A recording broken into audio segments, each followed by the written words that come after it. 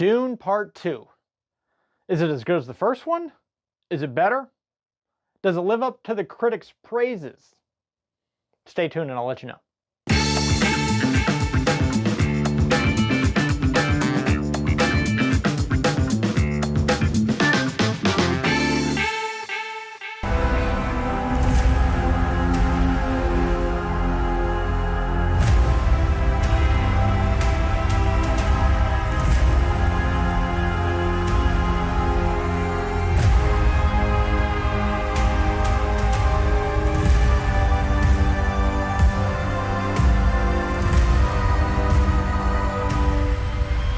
For those unfamiliar with the 1965 novel written by Frank Herbert, Dune could very well be this generation's Star Wars. I don't say that lightly because I'm a huge Star Wars fan, but the universe that Frank Herbert created back then, added to Denis Villeneuve's adaptation of those books, makes his film series of Dune a force to be reckoned with. It's an award-winning novel. There are 6 books in the series written by Frank, who died in 1986. His eldest son, Brian Herbert, along with science fiction author Kevin J. Anderson, published several collections of prequel novels, as well as 2 sequels that finished the original Dune storyline. As big a fan of film as I am, I never did see the original 1984 film. It bombed rather heavily at the box office, and comparing the trailer's special effects to that of the Star Wars franchise for that time period, it left me not wanting to bother or waste my time. I know, I shouldn't be comparing one film with another, but to this day I still haven't seen it, and I still have no interest in it. I've never been a huge fan of the director David Lynch, so knowing he co-wrote the screenplay solidifies my decision to omit it from my list of movies to see. And honestly, because Denis Villeneuve's screenplay, co-written by John Spates and Eric Roth, was not only permitted to extend the screen time of such a beloved novel, but extend them into multiple parts, is a decision that cost the movie studio a whole lot of money. The return, however, will be significant by my estimation. I saw Dune Part 2 in IMAX at 9 o'clock in the morning on a Saturday opening weekend, and the theater was packed. I had to sit in the second row from the screen because I typically don't see crowds flock to the movies that early, so I didn't buy my tickets ahead of time. Oops. The plot picks up where you would expect it to, where Part 1 ends. I don't want to waste your time with a full-on plot summation here, because if you haven't seen Part 1, you have no business in seeing Part 2. It's all one big story, and for those that may ask the question, will there be a Part 3? I will tell you with an emphatic yes. Considering how many novels there are, there may even be more, but I'm not sure how far the studio or stars will be willing to take this thing.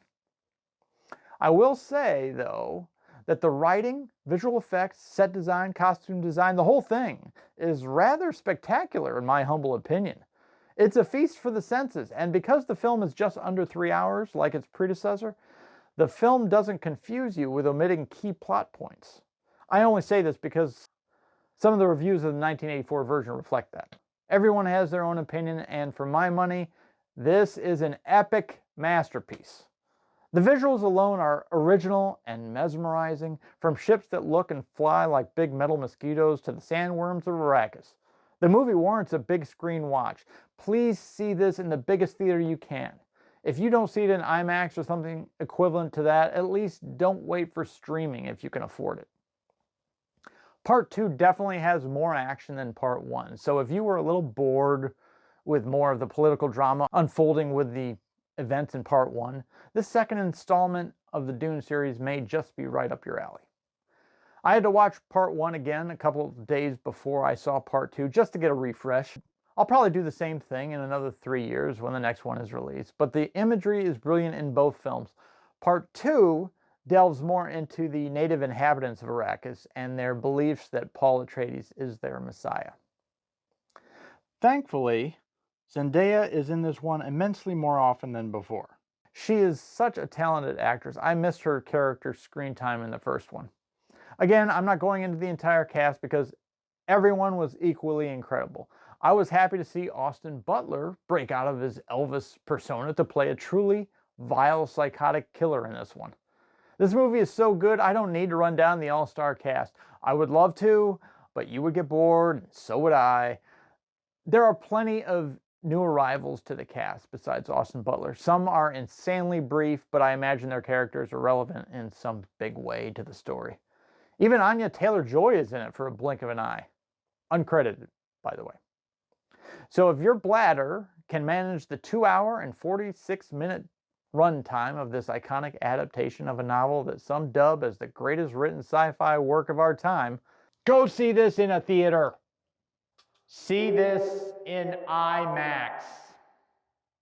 If you were mildly uninterested in the first part, but someone is bugging you to go with them to see part 2, give the first part another shot at home before you watch it. I realize this may be a big request, but I honestly can't imagine you not liking this second installment. I hope you find it as gratifying as I did. As always, my endless gratitude would be yours if you would be so kind to like and subscribe. I'll see you in the next one. Be kind to each other out there.